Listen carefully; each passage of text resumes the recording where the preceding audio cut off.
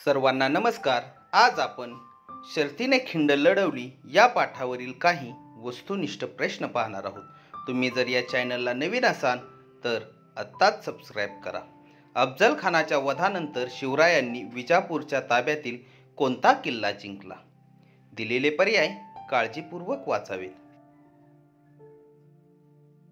तर अफजल खानाच्या वधानंतर शिवरायांनी विजापूरकरांच्या ताब्यातील पन्हाळगड हा किल्ला जिंकला। तर चला पुढील प्रश्न घेऊयात। पन्हाळगड काबीज करणाऱ्या शिवरायांचा बंदोबस्त करण्याची कामगिरी आदिलशहाने कोणाकडे सोपवली? दिलेले पर्याय काळजीपूर्वक वाचावेत। पन्हाळगड काबीज करणाऱ्या शिवरायांच्या बंदोबस्त करण्याची कामगिरी आदिलशहाने सिद्दी जोहर याच्याकडे सोपवली। पुढील प्रश्न घेऊयात। शिवरायांचा मुक्काम असलेल्या कोणत्या किल्ल्याला सिद्दी जोहरने वेढा घातला? दिलेले पर्याय काळजीपूर्वक वाचावेत। शिवरायांचा मुक्काम असलेल्या पन्हाळगड या किल्ल्याला सिद्दी जोहरने वेढा घातला। तर चला पुढील प्रश्न घेऊयात। सिद्दी जोहर वेढा केव्हा उठवेल असे शिवरायांना वाटत होते? दिलेले पर्याय काळजीपूर्वक वाचावेत। पावसाळा सुरू झाल्यावर सिद्दी जोहर वेढा उठवेल असे शिवरायांना वाटत होते। तर चला पुढील प्रश्न पाहूयात।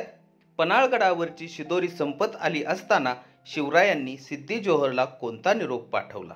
दिलेले पर्याय काळजीपूर्वक वाचावेत। पन्हाळगडावरची शिदोरी संपत आली असताना शिवरायांनी सिद्दी जोहरला लवकर किल्ला तुमच्या स्वाधीन करतो असा निरोप पाठविला। तर चला पुढील प्रश्न घेऊयात। सिद्दीच्या सैन्याचा वेढा का सैल झाला? दिलेले पर्याय काळजीपूर्वक वाचावेत। तर सिद्दीच्या सैन्याचा वेढा हा शिवाजी शरण येत आहे या बातमीमुळे सैल झाला। तर चला पुढील प्रश्न पाहूयात। सिद्दी जोहर चौताळला कारण? दिलेले पर्याय काळजीपूर्वक वाचावेत। तर सिद्दी जोहर चौताळला कारण शिवराय त्याच्या हातावर तुरी देऊन निसटले होते। तर चला पुढील प्रश्न पाहूयात। पन्हाळगडावरून निसटलेल्या शिवरायांचा पाठलाग कोणी केला? दिलेले पर्याय काळजीपूर्वक वाचावेत। पन्हाळगडावरून निसटलेल्या शिवरायांचा पाठलाग सिद्दी मसूदने केला। तर चला पुढील प्रश्न घेऊयात। सिद्दी मसूदच्या सैन्याने शिवरायांना कोठे गाठले?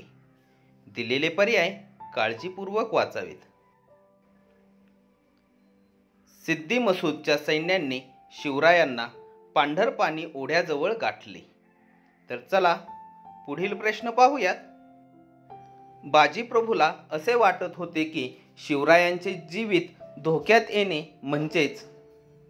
दिलेले पर्याय काळजीपूर्वक वाचावेत।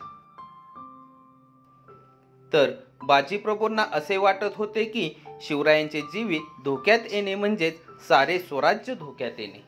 तर चला पुढील प्रश्न पाहूयात। बाजीप्रभूंची टिंबटिंब बघून शिवराय गहिवरले। दिलेले पर्याय काळजीपूर्वक वाचावेत। तर बाजीप्रभूंची स्वामी भक्ती बघून शिवराय गहिवरले। तर चला पुढील प्रश्न घेऊयात। तोफांचे आवाज होताच ताबडतोब खिंड सोडून निघून या असे कोण कोणाला म्हणाले? दिलेले पर्याय काळजीपूर्वक वाचावेत। तर तोफांचे आवाज होताच ताबडतोब खिंड सोडून निघून या असे शिवराय बाजीप्रभूंना म्हणाले होते। तर चला पुढील प्रश्न घेऊयात। महाराज गडावर पोचले, मी माझी चाकरी बजावली, आता मी सुखाने मरतो असे कोण म्हणाले? दिलेले पर्याय काळजीपूर्वक वाचावे। महाराज गडावर पोचले, मी माझी चाकरी बजावली, आता मी सुखाने मरतो असे बाजीप्रभू देशपांडे म्हणाले। तर चला पुढील प्रश्न घेऊयात। घोडखिंड टिंबटिंब या नावानेच इतिहासात अमर झाली। दिलेले पर्याय काळजीपूर्वक वाचावेत। तर घोडखिंड पावनखिंड या नावानेच इतिहासात अमर झाली. तर चला पुढील प्रश्न पाहूयात. टिंबटिंबच्या रक्ताने घोडखिंड पावन झाली. दिलेले पर्याय काळजीपूर्वक वाचावेत. तर बाजीप्रभू देशपांडे यांच्या रक्ताने घोडखिंड पावन झाली. तर चला पुढील प्रश्न घेऊयात. आपल्या बापाच्या वधाचा सूड घेण्यासाठी सिद्धी जोहर बरोबर शिवरायांवर कोण चालून आला? दिलेले पर्याय काळजीपूर्वक वाचावेत. आपल्या बापाच्या वधाचा सूड घेण्यासाठी सिद्धी जोहर बरोबर फाजल खान शिवरायांवर चालून आला. तर चला पुढील प्रश्न घेऊयात. या प्रश्नाचे उत्तर आपण कमेंट बॉक्समध्ये द्यायचे आहे. पन्हाळगडाच्या वेढ्यातून सुटल्यावर शिवरायांनी कोणत्या गडाकडे धाव घेतली? तर दिलेले पर्याय काळजीपूर्वक वाचायचे आहेत. तुम्हाला जर माझा हा व्हिडिओ आवडला असेल तर नक्कीच लाईक करा, शेअर करा व चॅनल सबस्क्राईब करायला विसरू नका. धन्यवाद.